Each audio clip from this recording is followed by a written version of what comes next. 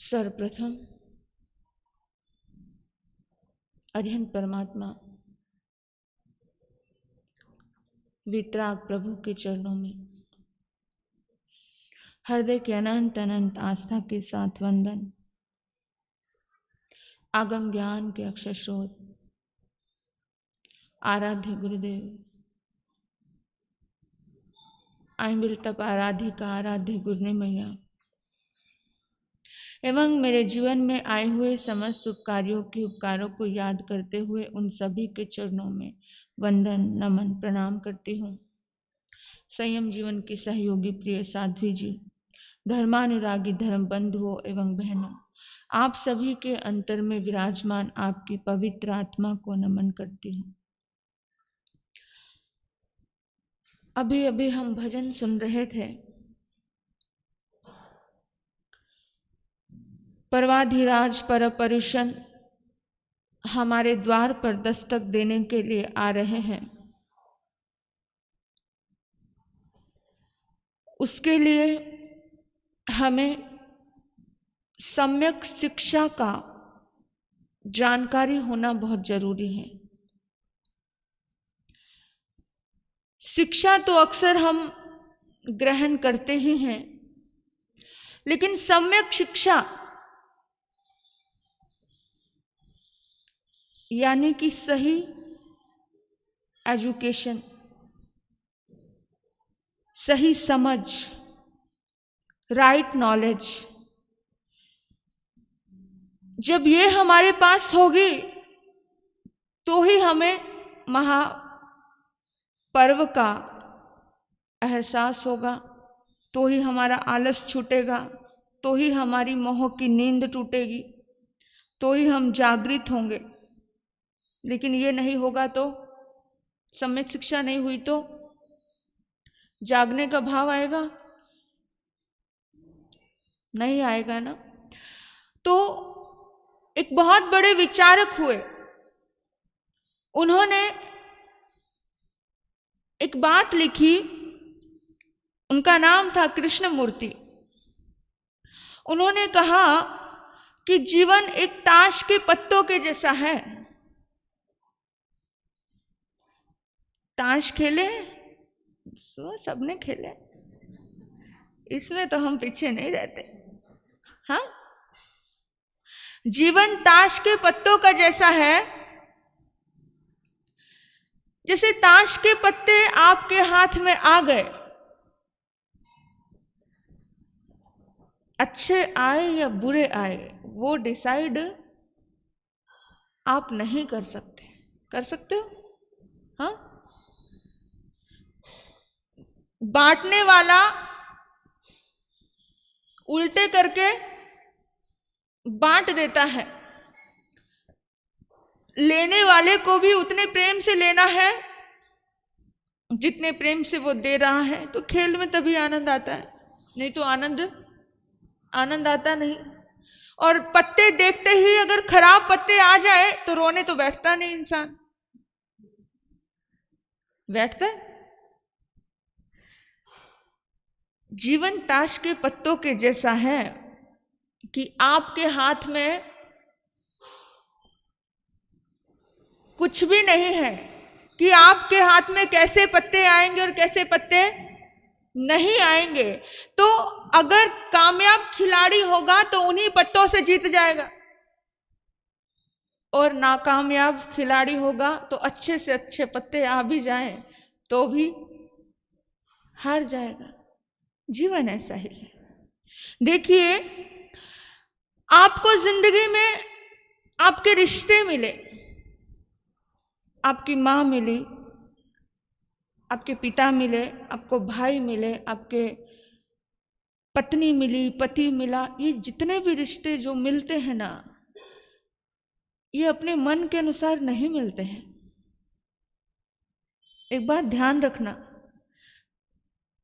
ध्यान रखना कि ये हमेशा मन के अनुसार नहीं मिलते हैं। बहुत कोई सौभाग्यशाली होगा किसी का जीवन कि किसी को मन के मुताबिक कुछ मिल जाए, नहीं तो हर आत्मा को कुछ ना कुछ शिकायत तो होती ही है। बता दो जरा, अगर आपको आपके किसी भी रिश्ते से शिकायत ना हो तो संपूर्ण कहीं नहीं दिखता है, सारे पत्ते अच्छे किसी को नहीं मिलते हैं, कुछ ना कुछ तो उतार चढ़ाव कमी रहती ही है ना। आपको जो भी कुछ मिला, आपको जो जैसा खानदान मिला, आपको जैसा देश मिला, आपको जो भी मिला, वो सारी चीजें आपको स्वीकार ही करनी है, क्योंकि मिल गया है ना। अब जैसा मिल गया है उसे स्वीकार कर लेंगे तो जीवन में कुछ कामयाबी हासिल कर सकते हैं। और जो मिला उसे स्वीकार नहीं किया तो जीवन भर संताप, जीवन भर दर्द, जीवन भर की परेशानी, है ना, लगता है ना। और कभी कभी तो ऐसा लगता है कि पहाड़ जैसी जिंदगी है, कैसे काटेंगे इसके साथ। इसको छोटी छोटी बातों पे समझ नहीं, छोटी छोटी बातों पे ये नहीं वो नहीं, बहुत सी चीजें हमारे जीवन में आ जाती है ना। लेकिन जो व्यक्ति सम्यक शिक्षा से शिक्षित होता है वो व्यक्ति कामयाब हो जाता है। आज का ये टॉपिक है सम्यक शिक्षा। हाँ, यदि हम विचार करें तो हम सोचेंगे कि इस शब्द के भीतर में एक आंसर छुपा है कि शिक्षा सम्यक ही होती है। शिक्षा सम्यक ही होती है, और जो सम्यक नहीं वो भला शिक्षा कैसे हो सकती है ना। जो सम्यक नहीं वो शिक्षा हो सकती है? हाँ ना तो बोलो। हाँ, नहीं हो सकती।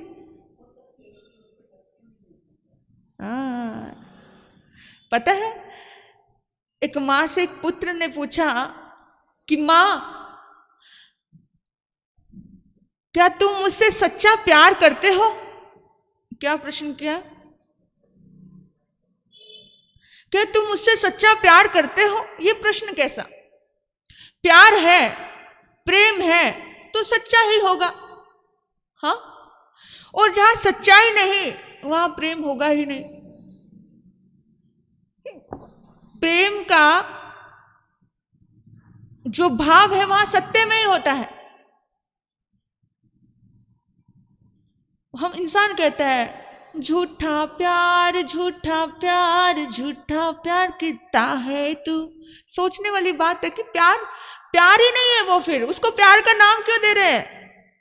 प्यार तो हमेशा सच्चा ही होता है, तो शिक्षा तो हमेशा सम्यक ही होती है। पर कुछ लोग ऐसे ही सोचते हैं,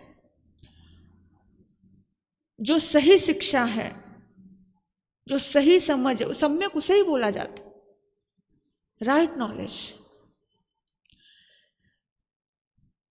शिक्षा का एक और नाम आता है, पता है, खाली शिक्षा का। वो कहते हैं जा, आज तूने काम नहीं किया, आज मास्टर तुझे अच्छे से शिक्षा देंगे। शिक्षा का मतलब क्या हुआ? सब समझदार बैठे हैं। अच्छी शिक्षा का मतलब सजा भी होता है। शिक्षा से इंसान सजता है और शिक्षा से ही इंसान, शिक्षा का दूसरा अर्थ क्या होता है? सजा। आपको क्या लग रहा है आजकल बच्चों के साथ ऐसा ही तो कुछ नहीं हो रहा है? हाँ, आजकल जो घटनाएं घट रही हैं, जो भी कुछ हो रहा है, तो बच्चों में कितना तनाव है। कोई एग्जाम आने वाला हो, एक माता को मैंने कहा कि प्रवचन में आया करो। कहीं की बात है, अभी तो आजकल तो स्कूल जाते ही नहीं बच्चे, सब ऑनलाइन हो गया है। कोरोना ने ये सब बहाना भी छोड़ दिया है। अभी कहो महाराज इनके पास बैठना पड़ता है। तो पता है, मैंने कहा बहन तुम आया करो। बोला महाराज जी बहुत ज्यादा टेंशन है। मैं कहा क्यों? कहते बच्चे के एग्जाम चल रहे हैं। एग्जाम किसका है? बच्चे का है। टेंशन किसे है? माँ को है। मैंने कहा कि बोर्ड के एग्जाम है क्या? बोला नहीं नहीं, पांचवी कक्षा से भी नीचे का बच्चा है। तो मैंने कहा अच्छा, क्या कर रहा है? बोला बस इतना ज़्यादा तनाव है, इतना तनाव है कि पता नहीं क्या करके आएगा, कैसे करेगा, ये है वो है। तो जब तक वो एग्ज़ाम नहीं देता है तब तक मुझे टेंशन रहती है। ऐसा होता है? होता है?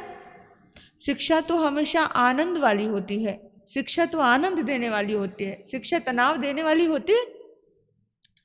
तो मतलब शिक्षा में कहीं ना कहीं तो क्या हो रहा है? हेर फेर हो रहा है। शिक्षा नहीं है, वो सजा है। हाँ, एक माँ स्कूल से अपने बच्चे को लेकर के आती है और माँ कहती है कि बेटा देखो, कहती हूँ पढ़ लिया करो, देखो इन कचरे बिनने वालों को, तू नहीं पढ़ेगा तो ऐसा बनेगा। माँ क्या बोल रही है अपने बच्चे को? बोलती हूँ ना पढ़ लिया करो, नहीं पढ़ेगा तो क्या रिक्शा चलाएगा, क्या कचरे वाला बनेगा, क्या कचरा उठाने वाला बनेगा? तो बच्चे के मन में डायरेक्ट इनडायरेक्ट क्या भर दिया कि अगर पढ़ूंगा नहीं तो गरीब रह जाऊंगा। तो पढ़ाई किस लिए करनी?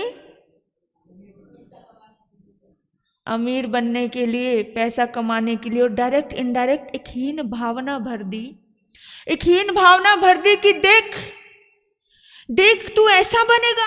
उसके भीतर में एक भाव आ गया, आय हाय छी, कचरा उठाने वाला, no no no no no, मुझे ऐसा नहीं बनना। फिर बच्चे के दिमाग में क्या आया?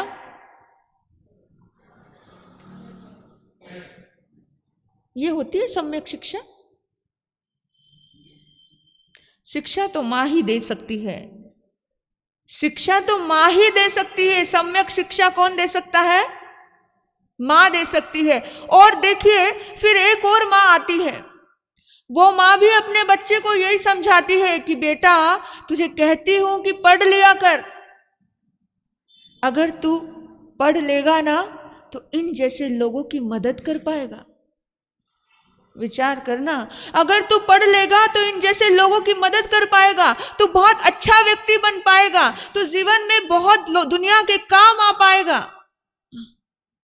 विचार करना, बात तो वही थी लेकिन बात को कहने का तरीका था,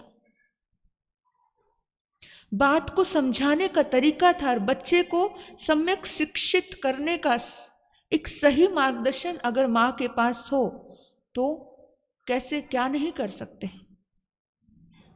तो बच्चे के दिमाग में एकदम ऐसा आ गया, एक करुणा आई, एक दया आई, एक भावना जागी कि नहीं, मुझे दुनिया के सारे दुख दर्दों को दूर करना है, मुझे विश्व के सारी तकलीफों को दूर करना है, मुझे इतना अच्छा व्यक्ति बनना है।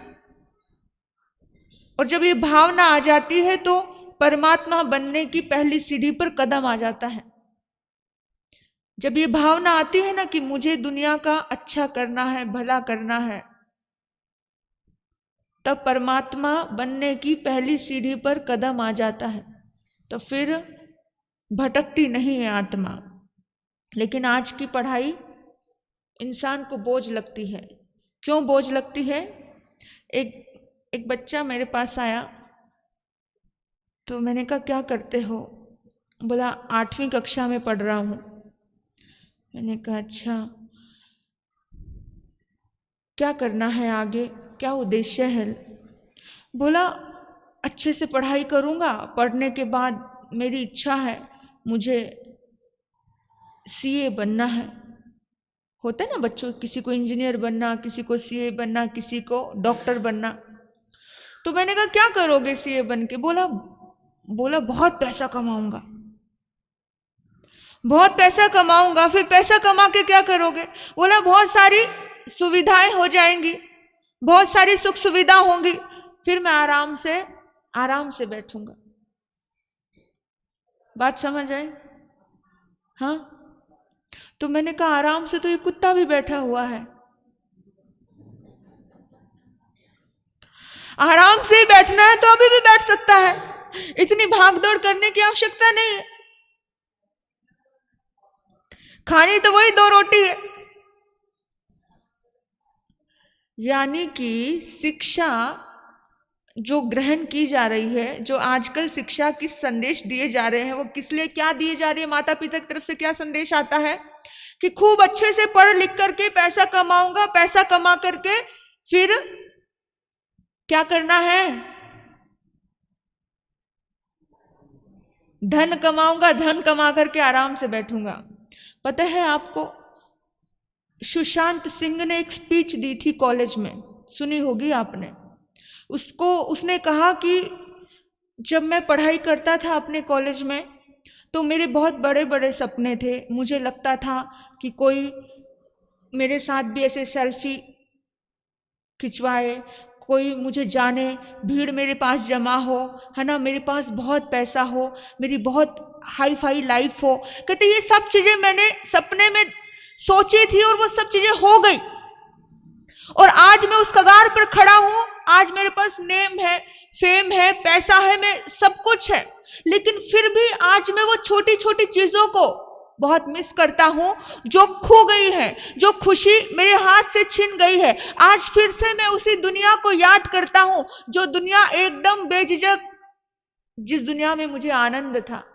और इसलिए बड़े बड़े लोगों ने कहा, गायकों ने गायन किया, गीत गा दिए, वो कागज की किश्ती, वो बारिश का पानी, है ना, लौटा दो फिर से वो बचपन की जिंदगानी। सोचना, विचार करना कि अगर आनंद मिलता और आराम मिलता तो सुशांत सिंह अपने स्पीच में ये ना कहता। बहुत पढ़ने के बाद आनंद मिल जाता, बहुत पैसा कमाने के बाद आनंद मिल जाता, बहुत नाम फेम होने के बाद इंसान को आनंद मिल जाता, तो उसके मुंह की ही स्पीच है, उसी ने स्पीच की है। और उसकी जीवन से हमें बहुत समझना चाहिए और युवाओं को समझा देना चाहिए कि भागने दौड़ने से कभी आनंद,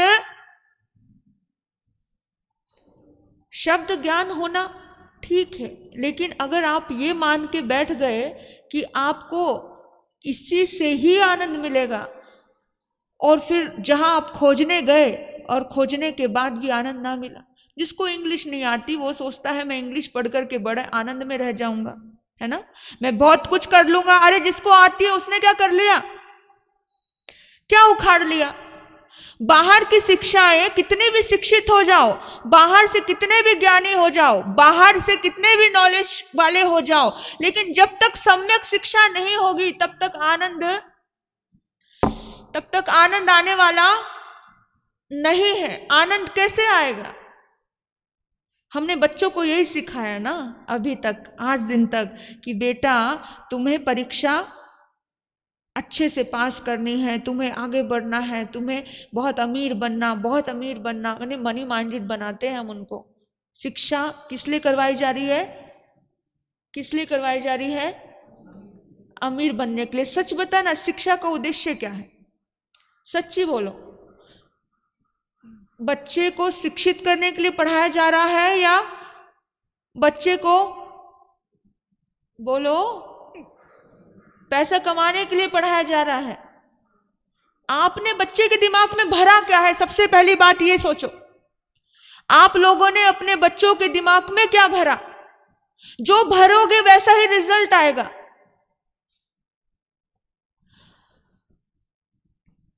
सुना देना जरा सुशांत सिंह की कहानी। वैसे तो आज के हर युवा को पता होगी, लेकिन सीखना नहीं है जिसको, उसको सीखना ही नहीं है। पर जिसको सीखना है वो बहुत सी चीजें इन चीजों से सीख सकता है।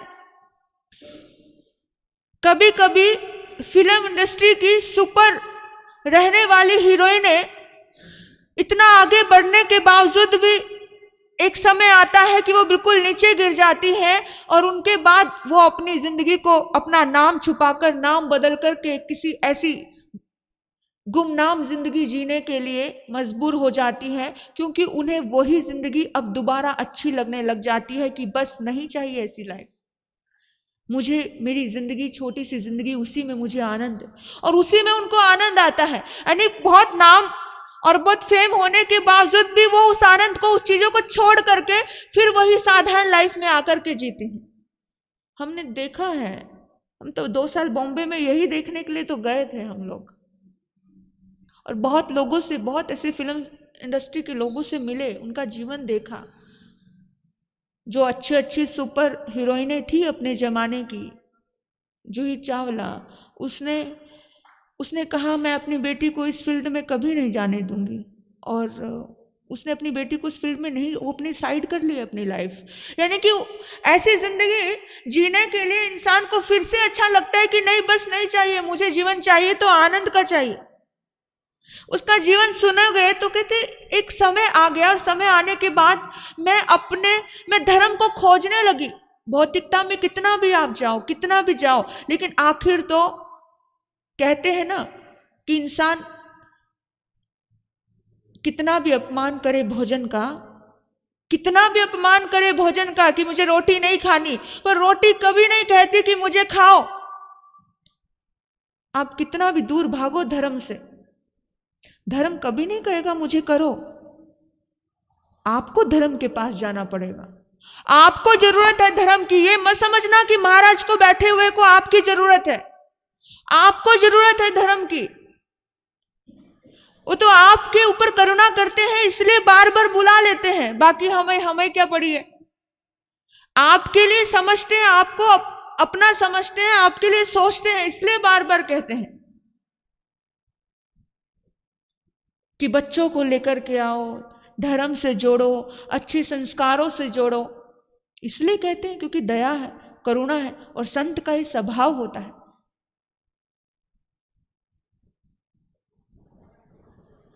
रोटी को कभी सुना है आपने कहते हुए कि खाओ मुझे, खाओ मुझे, खाओ? हाँ, कितना भी अपमान करो, रोटी कभी नहीं आती आपके पास, आपको जाना पड़ता है उसके पास। एक दिन नहीं जाओगे, 2 दिन नहीं जाओगे, 3 दिन नहीं जाओगे, एक दिन तो जाना ही पड़ेगा, उसके बिना गुजारा नहीं। इसी तरह से धर्म के बिना गुजारा नहीं। इतना भौतिकता में ढलने के बाद भी, गहराई में उतरने के बाद भी इंसान को फिर खोज लगती है, कहीं धर्म मिल जाए, कहीं अध्यात्म मिल जाए। फिर वो संतों को, साधुओं को ऐसे ढूंढने लग जाते हैं, और फिर वो जुड़ जाते हैं। जीवन बदलते टाइम नहीं लगता। जीवन के किसी भी पल में वैराग्य उमड़ सकता है, जीवन के किसी भी पल में वैराग्य उमड़ सकता है। संसार में रहकर प्राणी संसार को तज सकता है, संसार में रहकर प्राणी संसार को तज सकता है। तो किसी भी पल में कोई भी घटना घट सकती है। तो सम्यक शिक्षा हमारी जिंदगी के लिए बहुत जरूरी है। वैसे तो भारत देश में हमारी शिक्षा बची नहीं है, काफी हद तक खो गई है। जो ये बच्चों को सुबह सुबह तैयार करके भेजते हो, तो वो टाई हमारी नहीं है ना, वो बेल्टें हमारी नहीं है, वो ड्रेसें हमारी नहीं है, वो किताब, वो एजुकेशन भी हमारी नहीं है। वो सब किसकी है? अंग्रेज गए और सब यहाँ छोड़ गए। वो बीमारी तो यही छोड़ करके गए हैं। हम कहते हैं हम आजाद हो गए, लेकिन हम गुलाम हैं। आप देखो बड़े बड़े स्कूल कॉलेजों में, स्कूल में अगर कोई बच्ची धार्मिक धागा बांध करके चली गई तो उस धागे को कटवा देते हैं। कोई बच्ची मेहंदी लगा करके चली गई तो उसके ऊपर बात होती है। यानी कि अपने भारतीय संस्कृति का कोई काम अगर करके गई तो, लेकिन क्रिश्चियन का क्रॉस लटका कर चले गए तो कोई बात नहीं।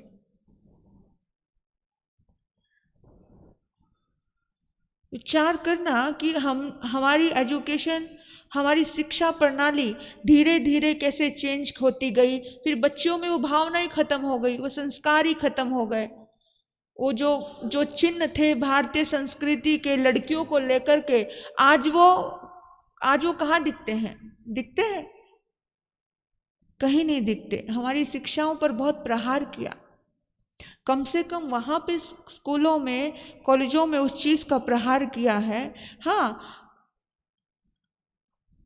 तो हमारे घर में तो उस चीज़ का प्रहार नहीं होना चाहिए। घर में तो शिक्षा जिंदा रखनी चाहिए। शिक्षा वही होती है जो आपको आनंद दे जाए, जो आपको सुकून दे जाए। भारतवर्ष में एक सुंदर व्यवस्था रही है कि बच्चों को कहानियों के माध्यम से शिक्षित किया जाता है। बच्चों को छोटी छोटी स्टोरियों के माध्यम से शिक्षित किया जाता है। आप सोचेंगे कि कहानी क्या होती है? कहानी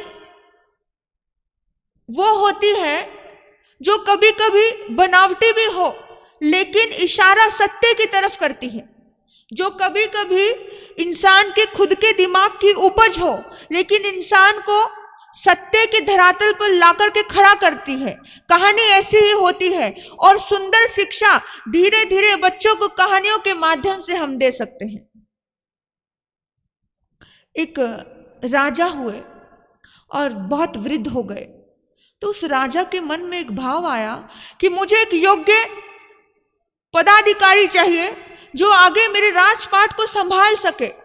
मुझे योग्यता के ऊपर ही अपने पद को ट्रांसफर करना है, किसी को देना है, ऐसे ही। क्योंकि एक भारत देश में कहीं ना कहीं ये जमाना भी था कि जो बड़ा पुत्र है वही राजा बनेगा। लेकिन कुछ कुछ क्रांतिकारी राजा हुए जिन्होंने योग्यताओं को देखा, जिन्होंने शिक्षा पद्धति को देखा, जिन्होंने सामने वाले की समझ को देखा, तब जाकर के राजपद दिया। ऐसे ही नहीं दे दिया। आप भी अपने घर में 3-3 बहुएं हैं तो बहुओं की सम्यक समझ को देखिए, निष्पक्ष होकर के देखिए कि कौन किस योग्य है। आप भी अपने घर में 3-3 बच्चे हैं तो निष्पक्ष रूप से उनकी समझ का निरीक्षण कीजिए, तब जाकर के अगर कोई भी पाठ किसी को संभालना है तो संभालिए। उस राजा ने सोच लिया, विचार कर लिया कि भी मुझे अपने बच्चों की परीक्षा लेनी है। 3 बेटे थे उसके। उन्हें तीनों बेटों को बुलाकर कहा कि बेटा, मैं तीनों को 1-1 रुपया देता हूं। तीनों को 1-1 रुपया दिया, 1 रुपये। बोला जाओ, ये तीनों 1-1 रुपया लेकर के जाओ, ये 3 कमरे हैं तुम्हारे, इन तीनों कमरों को कुछ भी खरीद करके जिससे तुम भरना चाहते हो भरो, मुझे कमरा भरा हुआ चाहिए। बड़े बेटा सोचता है कि पापा तो सिठिया गए हैं, बूढ़े हो गए ना। हमने सुना लोग अपने माताओं को कहते बुड्ढी बुड्ढी कह के बुलाते। मैंने कहा कि भाई तू भी बूढ़ी होएगी क्या, बुड्ढी बुड्ढी कर रही है? ऐसे नहीं बोलना, यानी तुम्हारे ऊपर भी तो कभी बुढ़ापा आएगा। ये बुड्ढी सुनती नहीं, ये बुड्ढी सुनती नहीं, ऐसे सामने साफ बोल रहे हैं। मुझे बड़ी हैरानी होती है इंसान की भाषा के ऊपर, इंसान की सोच के ऊपर, कि तुम बूढ़े नहीं हो गए। सास हमेशा कहेगी ये बहू बहू बहू। अरे सास भी कभी बहू थी। उस बहू को याद कर लो जरा कि कैसा फील होता है। वो कहते पापा सठिया गए, पापा का दिमाग पता नहीं कहां चलता रहता है, कुछ भी बोलते रहते हैं। अब बता, 1 रुपए से भला कमरा भर सकता है क्या? 1 रुपए से कमरा कैसे भरा जाए? उसके दिमाग में ना जाने क्या क्रोध था, क्या गुस्सा था, उसे कुछ समझ नहीं आ रहा था। और उसने देखा सामने जमादार है, बहुत सारा कचरा लेकर जा रहा है। उसने कहा सुन इधर आ, ये सारा कचरा इस कमरे में भर दे, ये सारा कचरा इस कमरे में भर दे और 1 रुपया दूंगा तुझे। उसने सारा कचरा कमरे में भर दिया, 1 रुपया लेके चला गया। दूसरा बेटा वो सोचता है कि कैसे भरूं भाई, 1 रुपए से क्या आएगा जो कमरे को भरा जाए। उसने लिया, भूसे वाले को देखा, जिसकी जैसी दृष्टि उसको वैसा ही दिखता है। हाँ, ये भीतर की समझ और भीतर की शिक्षा के ऊपर निर्धारित करता है। जिसकी जैसी दृष्टि उसे वैसा ही दिखता है। उसने उठाया, घास वाले को बुलाया, अरे ये भूसा मेरे कमरे में भर दो, 1 रुपया दूंगा। उसने भर दिया। अब राजा का पुत्र सब काम करने के लिए तैयार। तीसरा जब सबसे छोटा बेटा था, उसके मन में एक विचार आता कि पिता ने बात क्यों कही।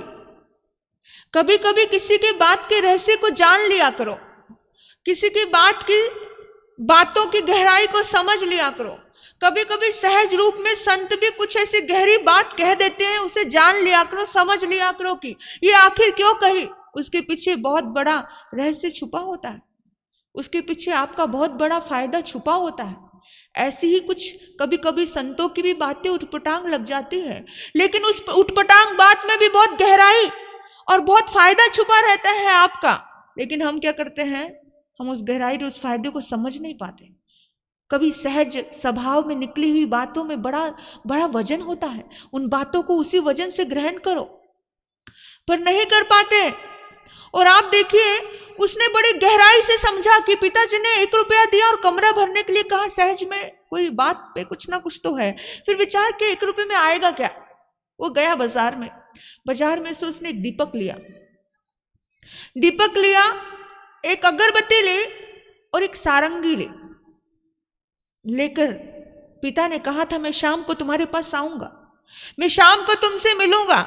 आकर के उसने उस अंधेरे कमरे में एक दीपक जलाया। दीपक से पूरा का पूरा कमरा प्रकाश से भर गया। उसके बाद उसने अगरबत्ती जलाई और उस अगरबत्ती से पूरा का पूरा कमरा सुगंधित हो गया और वो बैठ गया परमात्मा की भक्ति में और म्यूजिक बजाना शुरू कर दिया। उस म्यूजिक से पूरा कमरा और भर गया। आया शाम को राजा देखा, पिता देख रहा है, सामने सबसे पहले पुत्र के पास जब जाता है तो बाहर से दुर्गंध फूट रही है। ओहो, एकदम नाक भर गया और उसके करीब भी जाने का मन नहीं। वो समझ गया उसकी दुर्बुद्धि को, वो जान गया कि कितना नासमझ व्यक्ति है। फिर दूसरी तरफ गया, ओहो, घास भरा पड़ा है। उसको बड़ा दुख हुआ, बड़ा मन में पीड़ा हुई कि हे भगवान, मेरे बच्चे किस टाइप के हैं। फिर वो गया छोटे बेटे के कमरे की तरफ। बाहर से ही बड़ी सुंदर मधुर संगीत की आवाज आ रही है, बड़ी सुंदर भजन की आवाज आ रही है। गया, प्रकाश से जगमगा रहा है, खुशबू की वो धुएं से भरा पड़ा है वो कमरा। और पिता ने जाकर के उसको गले से लगा लिया। उसने कहा, बेटा, बस ऐसा ही कुछ सोचा था मैंने और तू मेरी परीक्षा में सफल हो गया है। और कहते हैं उस सबसे छोटे बच्चे को पिता ने युवराज पद दे दिया, राजा ने युवराज पद दे दिया। देखिए, इंसान बाहर की शिक्षा से कुछ प्राप्त कर पाए या नहीं कर पाए कोई गारंटी नहीं है, लेकिन हाँ, भीतर की शिक्षा से इंसान बहुत कुछ कर पाता है। भीतर की आनंद आपको प्राप्त करना है, भीतर का आनंद, भीतर की शिक्षा। बाहर की शिक्षा कैसी होती है पता है?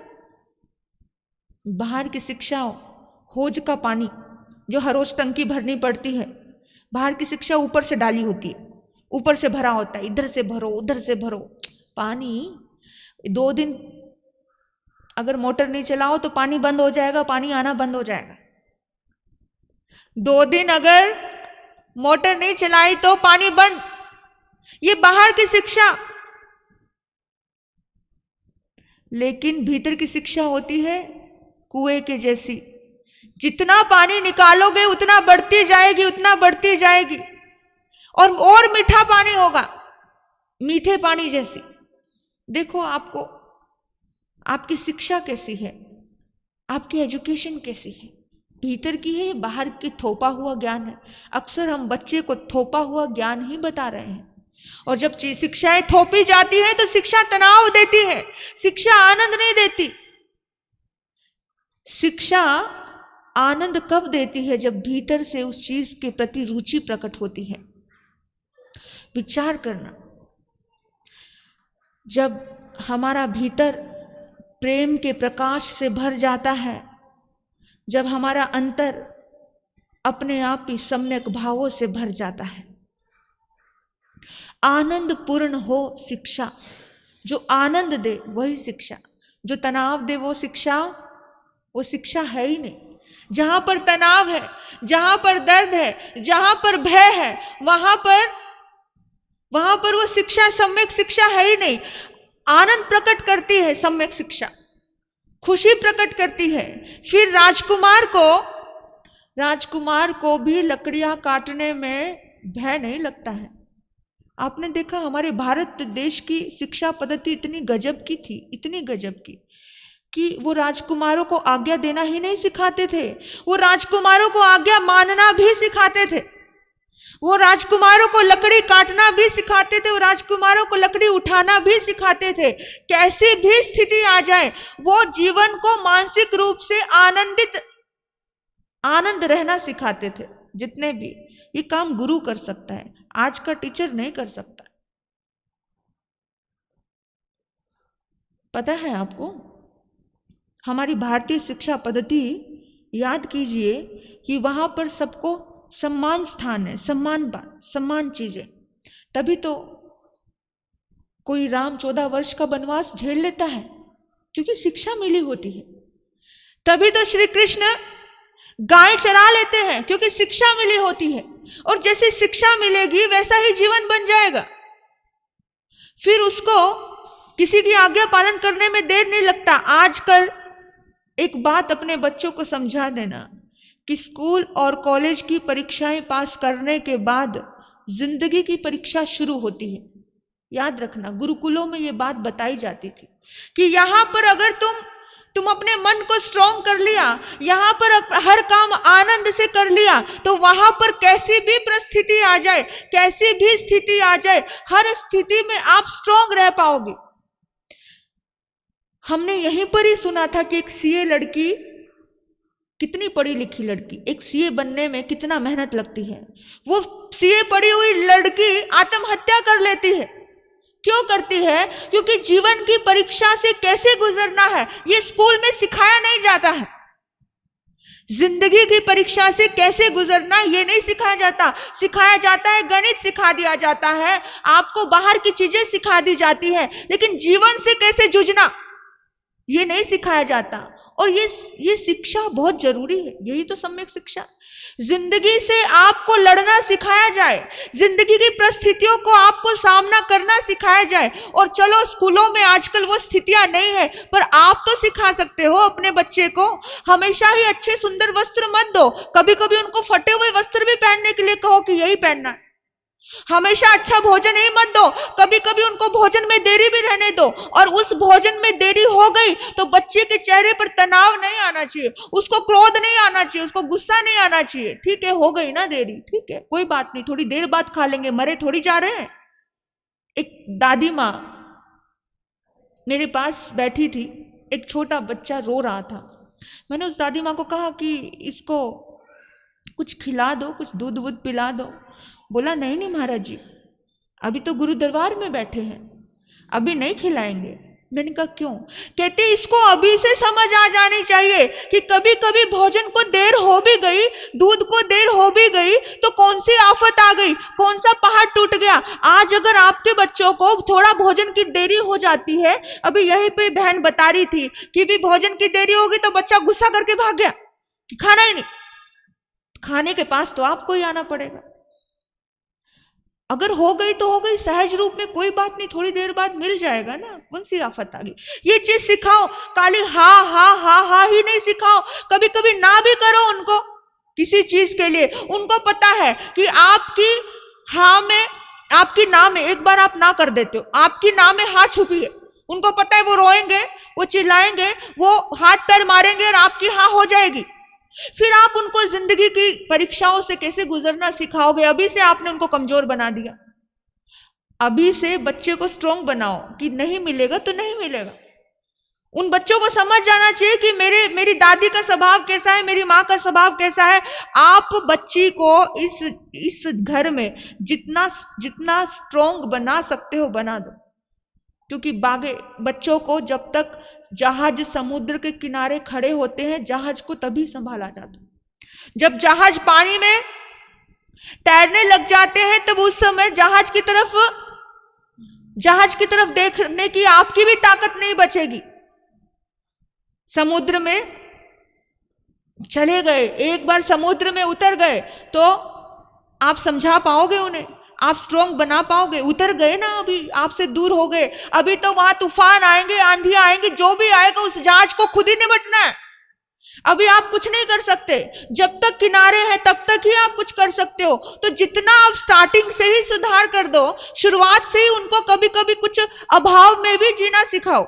आप कहते हो कि नहीं भाई हम तो अमीर घर के हैं, हमें तो पूरा का पूरा हर चीज उनको उसी टाइम इमीडिएटली वहां तैयार मिलनी चाहिए। नहीं, ये बहुत बड़ी आपकी छोटी समझ है। इससे सम्यक शिक्षा इंसान जिंदगी की परीक्षाओं को पार नहीं कर पाएगा। एक ये वाक्य है, इसको याद रखो, जिंदगी की परीक्षा, स्कूल कॉलेज की परीक्षा पार करना बहुत मुश्किल नहीं है, बहुत आसान है, कोई भी कर लेता है। लेकिन आप बताओ, सीए जैसी लड़की जिसने सीए पार की, वो जिंदगी की परीक्षा नहीं सहन कर पाई, वो आत्महत्या कर लेती है, उसको अपने जीवन का कोई मूल्य समझा नहीं। यही की घटना है आपकी, है ना? बहन शारदा जी बता रहे थे, मुझे पूरी डिटेल तो मुझे नहीं पता, लेकिन थोड़ी सी बात हल्की सी हुई थी कि ऐसा हुआ। विचार करना जरा, जिंदगी में रिश्तों को कैसे फेस करना, जिंदगी में रिश्तों में कैसे उतार चढ़ाव आते, उससे कैसे जूझना, ये चीजें अपने लड़कियों को, अपने बच्चों को समझाओ। यानी थोड़ा सा कुछ हुआ, थोड़ी सी बात हुई, बस अपनी जिंदगी की बस इतनी ही मोल लगाया। कितने पुण्य कमाए जाते हैं तब जाकर के जीवन मिलता है, कितने पुण्य खर्च किए जाते तब जाकर के जीवन मिलता है, और अपने जीवन का इतना छोटा मोल लगा लेता है बच्चा। सोचना, विचार करना, ये सब क्यों हो रहा है? क्योंकि हमारे घर में हमने बहुत उनको कोमल बना दिया, बहुत कोमल। और पता है, भारत देश ये कोमलता का प्रतीक है, लेकिन भारत देश जितना कोमल है उतना ही ताकत सिखाता है। हमारे भारत देश की एजुकेशन तो हमेशा ही ताकत सिखाती है। यहाँ तो सीता जैसी राजकुमारियां जंगलों में लकड़ी काट काट के अपने बच्चे को पाल लेती हैं, किसी ऋषि आश्रम में रह करके। विचार करना, ऐसी स्ट्रॉन्ग शिक्षा मिली, और आप सोचना कि क्या हमने अपने बच्चों को ऐसी शिक्षा दे रहे हैं? हम जीवन की परीक्षा से जूझने की शिक्षा दे रहे हैं? नहीं दे पा रहे हैं। तो कहीं ना कहीं हम कैसे राम कृष्ण चंदना, देखो राजकुमारी थी, कल तक राजकुमारी थी, अगले ही पल सेनापति धोखा देकर के ले जाता है। उसकी मां के ऊपर गलत नजर, उसी के सामने मां ने अपने सील की रक्षा के लिए अपनी जान दे दी। लेकिन उस चंदना की शिक्षा कैसी रही होगी? कैसी कल की राजकुमारी आज की दासी बन जाती है, फिर बाजार में बिक जाती है।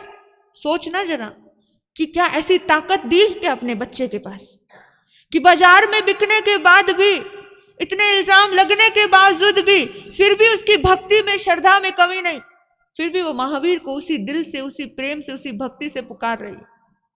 हाँ, बचपन में बच्चे का जो संस्कार, कल ही भाई बता रहे थे, कहते मीराबाई बचपन में जो वो बच्ची थी, तो उसके सामने एक शादी का प्रसंग आता है। वो मां को पूछती है, मेरी भी शादी होगी? मां ने कहा, हाँ तेरी भी होगी शादी। तो कैसा दूल्हा चाहिए तुझे? वो श्री कृष्ण की हजारों गुड्डे गुड़ियों में से श्री कृष्ण की मूर्ति लेकर के आ जाते हैं और कहती है ऐसे, मां कहती है ये तेरा दूल्हा है, ठीक है, इसको ही तेरा दूल्हा बनाएंगे। बस बचपन का वो संस्कार, बचपन का वो संस्कार, बस उसने जिंदगी भर उसी को अपना पति माना। ये संस्कार कितना तीव्र और कितना पावरफुल होता है। बचपन में जो आपने बच्चे के दिमाग में भर दिया, वो आपको बहुत ताकत देकर के जाता है और उस बच्चे को भी बहुत ताकत देकर जाता है। पूरी जिंदगी वो उस ईश्वर के सहारे अपना जीवन बिता लिया करती है। सोचना, उसके नसीब में तो यही था कि उसकी जिंदगी में कोई बचने ही वाला नहीं था। उसके पति भी उसको अधूरे में छोड़ के चला गया, उसका थोड़ी कसूर था, ये तो जिंदगी का लिखित विधान था, कहीं कुछ उसकी मौत ऐसे आने वाली थी।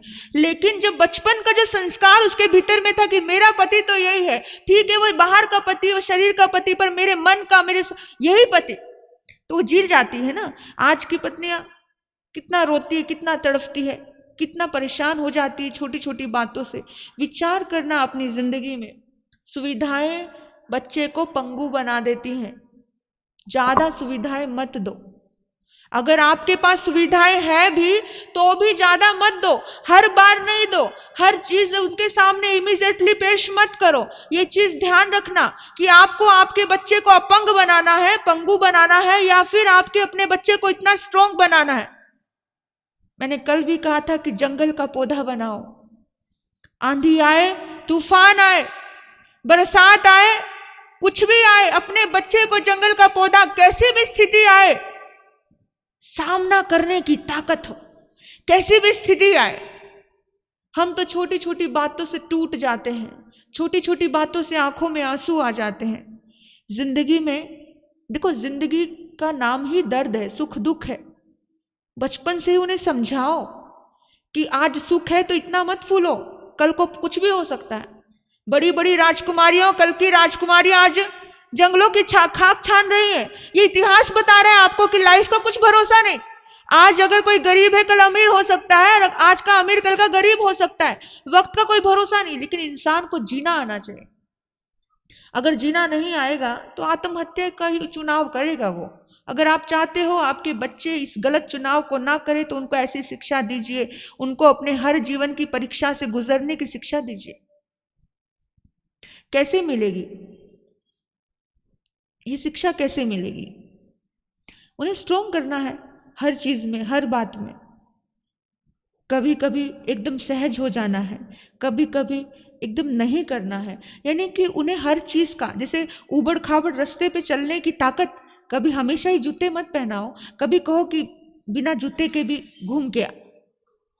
हमेशा जूते की आदत नहीं हो, कभी कभी बिना जूते के भी चलने की आदत होनी चाहिए, क्योंकि हमेशा जूते की आदत हो गई तो फिर कभी बिना जूते के चलना पड़ गया तो बड़ा भारी जाएगा। छोटी छोटी चीजें, छोटी छोटी बातें, इन चीजों का विशेष ध्यान। सम्यक विकास, इंसान के स्वभाव का अगर सम्यक विकास हो जाए तो इंसान कहां से कहां नहीं पहुंच पाता है। जब जब भी जिंदगी में दुख आए तो उस दुख को एकदम सहज लो।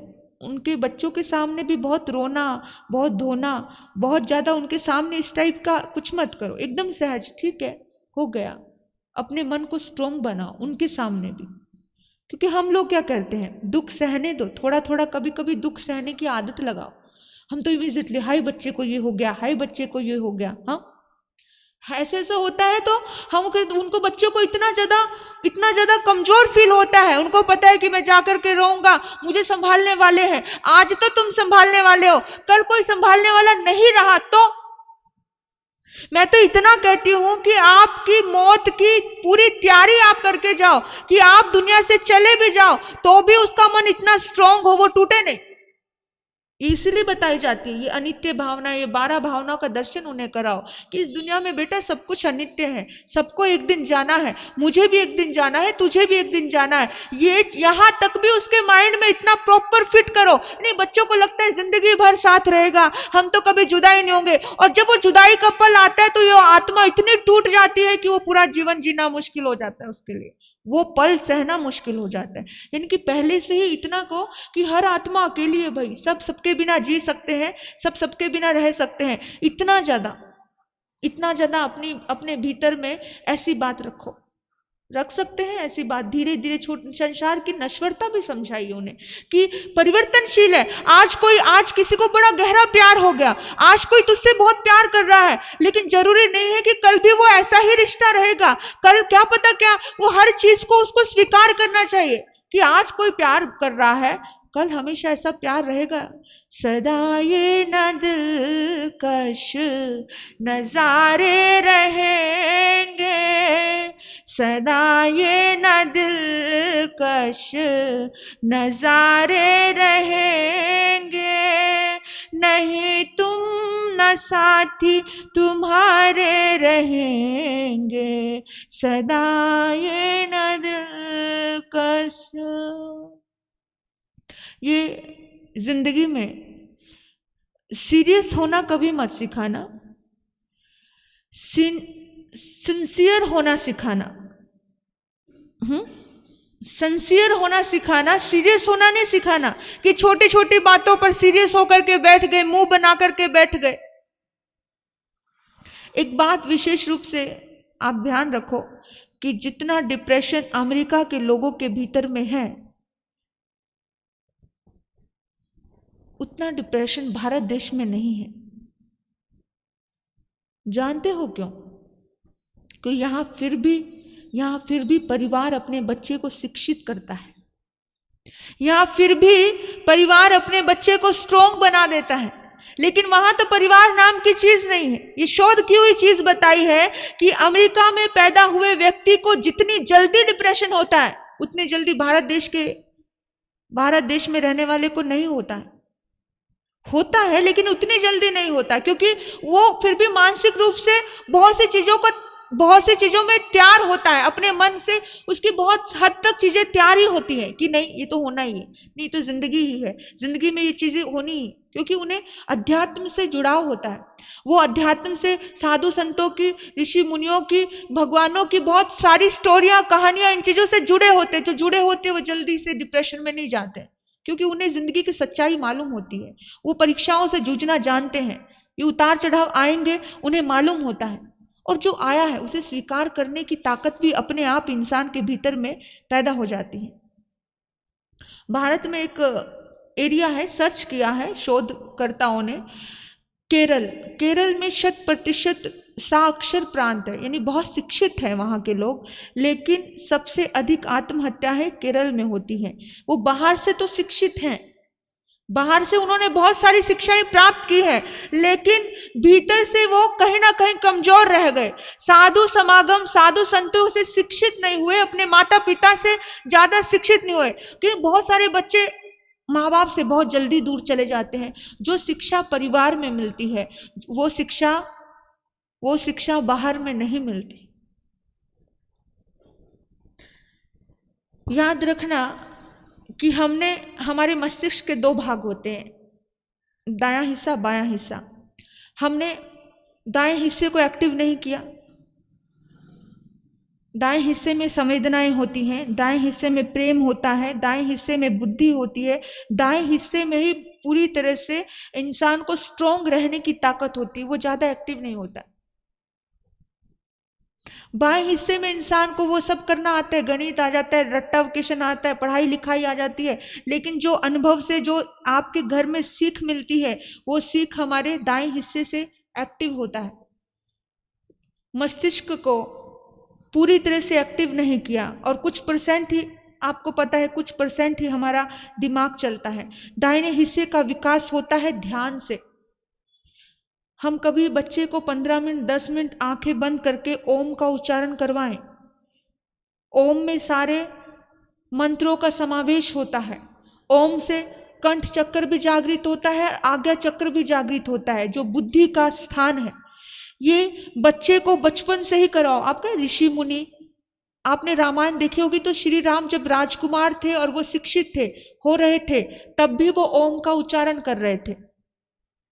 तो इसमें सारे मंत्र, इसमें महामंत्र भी है, इसी से सारे मंत्र निकले हैं। तो आपको पूरी तरह से सुबह उठ करके आप खुद भी करो, 11 बार, 9 बार, 27 बार, जितना यथा योग्य आपके पास समय है। सुबह उठ करके कुछ करो नहीं करो, आप सुबह उठते ही आंखें बंद, इसमें कोई आपको स्वच्छ होने की ये करना वो करना कोई जरूरी नहीं, सिर्फ ओम का उच्चारण करो। जैसे ही आप ओम का उच्चारण करते हो तो आपके गले में एक विशेष प्रकार की ऊर्जा आएगी, आपके मस्तिष्क के सारे तंतु ऐसे हिलेंगे।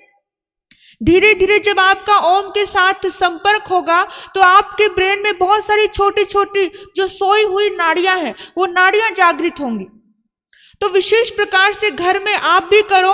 हमारे विजय भाई कल बता रहे थे कि हम जब भी जाप करते हैं तब मेरी छोटी जो पोती है अपने आप ही आकर के वहां बैठ जाती है। हम उसे बुलाते नहीं, क्योंकि जो दिखाएंगे वो बच्चा वो बच्चा सीखता है, हम उसे दिखाते हैं। तो आप सभी भी ये चीज एक्सपेरिमेंट करो। जैसे ही आप ओम करोगे तो बच्चा धीरे धीरे आपको देखा देखी वो भी करेगा। फिर आप एक ही बार कहोगे ना चल हम करते हैं, खेल खेल में, तो बच्चा भी करेगा। तो ये धीरे धीरे उसका विकास होगा। ये मंत्र से शक्ति मिलेगी, ध्यान साधना से दाहिने भाग का विकास होता है। ध्यान से, समाधि से, मंत्रों से मस्तिष्क के दाहिने भाग का विकास होता है। वैसे तो ये सोया पड़ा है। विकास का एक ही मात्र कि आप उनको मंत्रों से जोड़ दो, आप उनको साधना से जोड़ दो, तो जब दाहिने दिमाग का विकास होगा तो सहन शक्ति अपने आप ही भर जाएगी भीतर में। विशेष ध्यान रखना इस चीज का। अगर आप ध्यान रखोगे तो आपको आगे जाकर के इसके परिणाम और ज़्यादा बहुत अच्छे आएंगे। और आपको पता है स्वामी विवेकानंद को बहुत सुंदर इस भारत देश में एक स्थान दिया है, और उनको बहुत दुनिया, आज का युवा बहुत मानता था, उनके विचारों को बहुत मानता था। स्वामी विवेकानंद से पूछा कि आप एजुकेशन का मतलब क्या समझते हो, आप एजुकेशन का मतलब क्या, आपकी नजरों में क्या है? तो स्वामी विवेकानंद ने एक बात कही थी। उन्होंने कहा था एजुकेशन का मतलब यह है कि आप अपने दिल में और अपने मस्तिष्क में जो लिखना चाहते हो वो लिख सकते हो, और जो मिटाना चाहते हो मिटा सकते हो। यही सम्यक शिक्षा है कि आप अपने दिमाग में जो लिखना चाहो, जो दिल में रखना चाहो वही रखो, और जो रखना नहीं चाहो वो मिटा दो। सम्यक समझ यही है।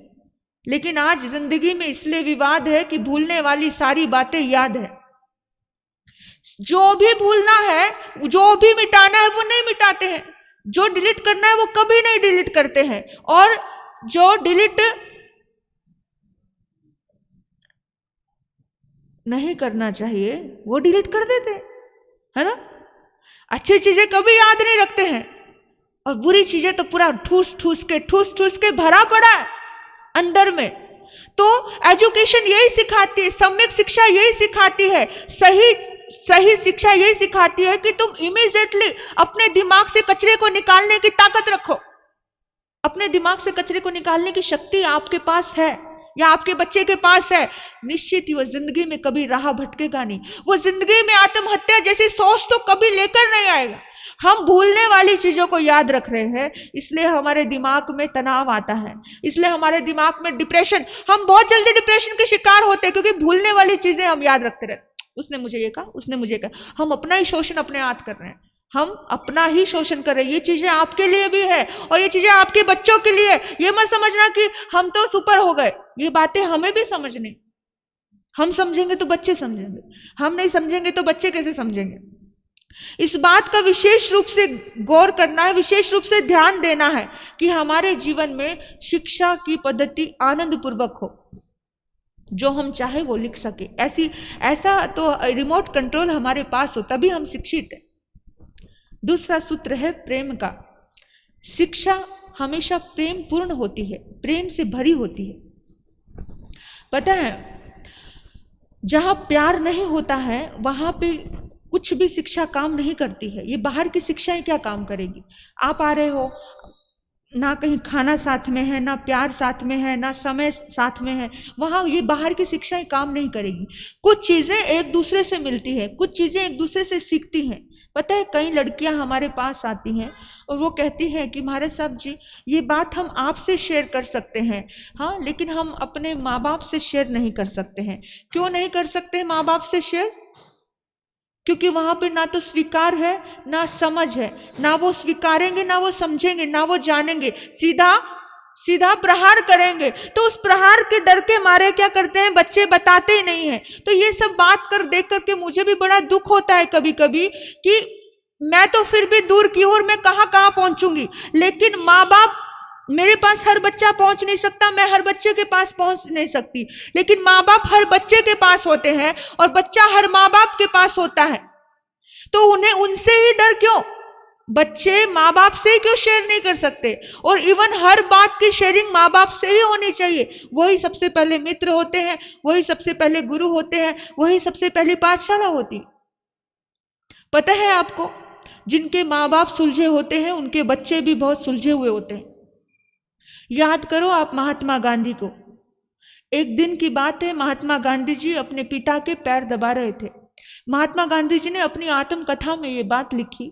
वो कहते हैं कि मैं अपने पिता के पैर दबा रहा था और मेरी आंखों, उन्होंने कोई एक स्टोरी बताई मुझे, कुछ विशेष ऐसे महापुरुष की स्टोरी बताई, और वो स्टोरी सुनकर मेरी आंखों में आंसू आने लगे और मैं रोने लगा। पिता ने कहा, तू रो क्यों रहा है?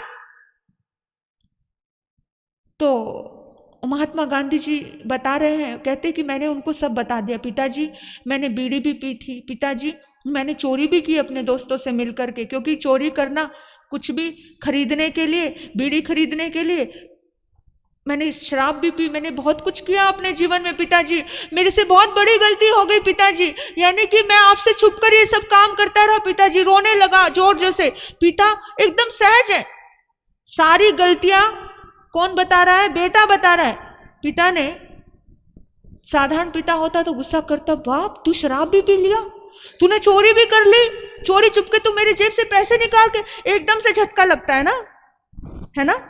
लेकिन उस पिता ने कुछ भी रिएक्शन नहीं किया। पिता ने कहा, अच्छा अब तूने क्या सोचा है? अब तेरे मन में क्या है कि दोबारा भी ये सब करेगा? बोला, नहीं, अब मैं कभी ऐसा नहीं करूंगा, अब मुझे समझ आ गई है, आज के बाद ये पाप मैं कभी नहीं करूंगा। और पिता ने कहा, ठीक है बेटा, आज के बाद मेरी भी दुआ तेरे साथ है, ऐसा कभी नहीं करना।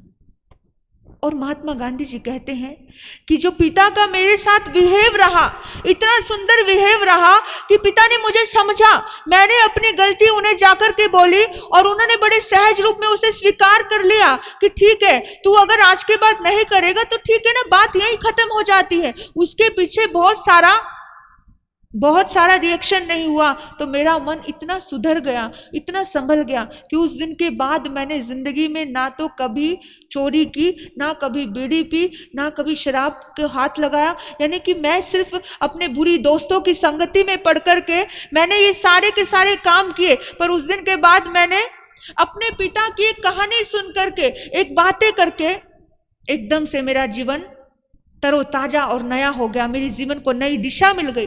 दिशा किसने दी? एक सुलझे हुए पिता ने दी। और कहते हैं, अगर मेरे पिताजी उस दिन मुझे डांटते, फटकारते, तो मेरे मन में एक आता कि मैं बुरा लड़का, मैं गंदा लड़का। और पता है, मनोवैज्ञानिकों ने एक बात बोली है कि मनोविज्ञान कहता है कि जिस बारे में तुम्हारे भीतर में गिल्ट आ जाए, तुम्हारे भीतर में हीन भावना आ जाए, वो चीज तुम बार बार करते हो। अगर किसी को भी, अगर माता पिता से भी कहीं गलती हो जाए तो भी उसको गिल्टी फील मत करवाओ, उसको सहज फील कराओ, ठीक है हो गया ना, ओके। फिर कभी, आजकल के तो बच्चे इतने समझदार हो गए हैं, वो भी अपने माँ बाप को समझते हैं कि ठीक है मेरे पिता अकेले हैं तो कोई बात नहीं, हम उनके और सहयोगी साथी को ढूंढे, और ऐसे ढूंढते भी हैं। समझ रखना, विचार करना कि महात्मा गांधी जी के पिता ने भीतर से उनको समझा, तो आप भी अपने बच्चों को भीतर से समझिए, बच्चों को अपने सामने कंफर्टेबल फील करवाइए। आप जिसके साथ भी जुड़ो, आपके साथ वो कंफर्टेबल हो। हम अपने रिश्तों के सामने कंफर्टेबल नहीं होते।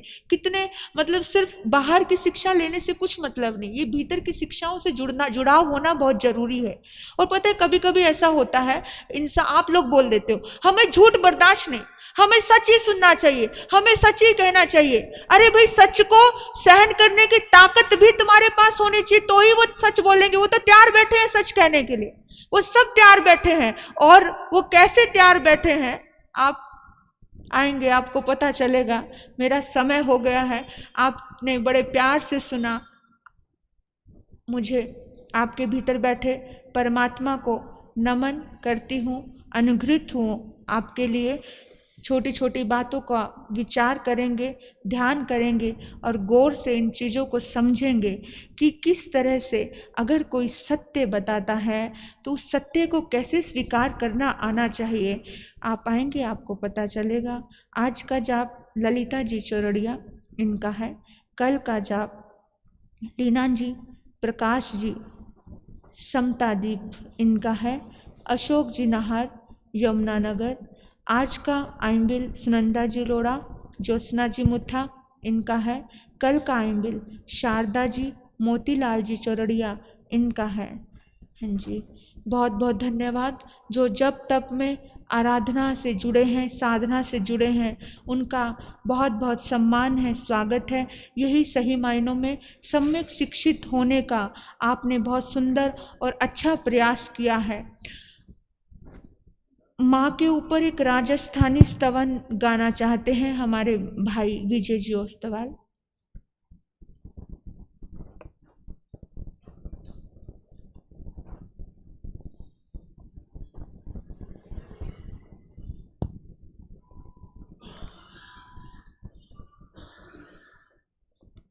जय जिनेन्द्र। मावा ने सताओ मती भोला बाईड़ा, मावा ने चुराओ मती भोला बाईड़ा, अच्छो नहीं ये सतानो, अच्छो नहीं ये चुरानो, केनो साधवारो मानो थे भोला बाईड़ा, मावा ने सताओ मती भोला बाईड़ा, थाने कितना दौरा पाल्या, थाने किसा किसा संभाल्या, वे दीन क्यों भी सारे गाल्या थे भोला बाईड़ा, मावा ने सताओ मती भोला बाईड़ा, आला आपके पिछाया, थाने सूखा में सुलाया, उठ उठ रात दूध पिलाया थे भोला बाईड़ा, मावा ने सताओ मती भोला बाईड़ा, आप लूकी सूखी खाई, थाने शक्कर दूध मलाई, छोटी पकड़ पकड़ खिलाई थे भोला बाईड़ा, मावा ने सताओ मती भोला बाईड़ा, थाने हाथों में हुलराया, थाने गोद में खिलाया, लोरिया दे दे कर पछताया थे भोला बाईड़ा, मावा ने सताओ मती भोला बाईड़ा, थाने बैठनो सिखायो, थाने बोलनो सिखायो, थाने चालनो सिखायो, थाने जीवनो सिखायो थे भोला बाईड़ा, मावा ने सताओ मती भोला बाईड़ा, इस विध पाड़ पोष पर नाया, घर की सूपी सारी माया, अब थे आप बारे आया, हाँ भोला बाईड़ा, मावा ने सताओ मती भोला बाईड़ा, थाने नार्या लागे प्यारी, थाने मावा लागे खारी, शर्म न आवे बोलो गोरी थे भोला बाईड़ा, मावा ने सताओ मती भोला बाईड़ा, खोटो मावारो संताप, इन लागे मोटो पाप, धन की शिकड़ लिए साफ थे भोला बाईड़ा, मावा ने सताओ मती भोला बाईड़ा, मावा ने जुराओ मती भोला बाईड़ा। Thank you. हर्ष हर्ष। भगवान महावीर स्वामी के चरणों में वंदन करने के पश्चात गुरु गणेश, गुरु आनंद, इनके चरणों में वंदन। हृदय को स्पर्श करने वाले जिनके प्रवचन होते ऐसे जागृति जी मार साहब, आपके चरणों में त्रिवार वंदन। वत्सल श्री जी मार साहब, आपके चरणों में त्रिवार वंदन। लाजिम नहीं हर कोई हो कामयाब ही, लाजिम नहीं हर कोई हो कामयाब ही, जीना सीख लो ना कामयाबी के साथ। गुरुओं की ये शिक्षा हमें प्रेरित करती है। माँ को कहा हिसाब आता है, माँ का गणित बहुत कच्चा होता है, माँ को कहा हिसाब आता है। मैं 1 रोटी मांगता हूँ वो 2 देती है। ऐसी माएँ होती है, ऐसी माएँ होती है। उन माताओं को नमन वंदन, उन गुरुओं को नमन वंदन। हमारे बीच जैन कॉन्फ्रेंस के उपाध्यक्ष पगारिया सर पधारे हैं। श्री संघ की ओर से उनका हार्दिक स्वागत। भगवान महावीर स्वामी की जय। हाँ, आज के पचखान, आज के काशने के पचखान, एक टाइम भोजन का पचखान, दिव्यंग पिहारंग असनंग पारंग खैमंग साइमंग नत्था गुण सस्सा गण मैत्रा गण सस्मा हावते गण त्याग बोशरे। आज के आइमिल पचखामी नत्था गुण सस्सा गण मैत्रा गण सस्मा हावते गण उखित विवरण घी संसनंग सस्मा हावते गण त्याग बोशरे। और आज का उपवास, आज का कुछ उपवास कुछ नहीं, आज का सामूहिक पचखान ओम हरिं श्रीं श्री सुमति नाथाय नमः का आज जाप करेंगे। और सद्बुद्धि आए आप सभी के माइंड में, मस्तिष्क में अच्छी बुद्धि का संचार हो, इसी दुआ के साथ आप आज का ये जाप करेंगे। एक करण एक योग से गुरु महाराज की आज्ञा से मन की धारणा बनते। त्याग बोशरे। बोलिए भगवान महावीर स्वामी की, संसार के सभी महान पुरुषों की, जैन धर्म की, गुरु महाराज की आज्ञा से चैता भारंग वासंग चकवट्टी महिडियो संति करेलोय पत्तो गई मनोत्रंग। हरिहंत परमात्मा स्वास्थ्य लाभ बना रहे, सुख शांति बढ़ती रहे, हर अच्छे कार्य में सफलता प्राप्त हो, इन्हीं सद्भाव से। चितारी मंगलम हरिहंता मंगलम सिद्धा मंगलम साहू मंगलम केवली प्नतो धमो मंगलम। चितारी लोगुत्मा हरिहंता लोगुत्मा सिद्धा लोगुत्मा साहू लोगुत्मा केवली प्नतो धमो लोगुत्मा।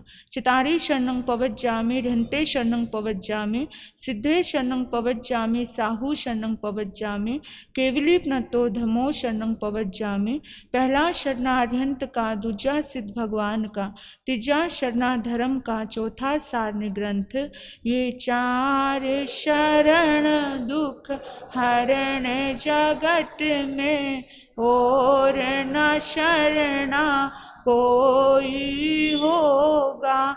जो भव प्राणी करे आराधन, उसका सदा ही मंगल होगा, उसका सदा ही मंगल होगा।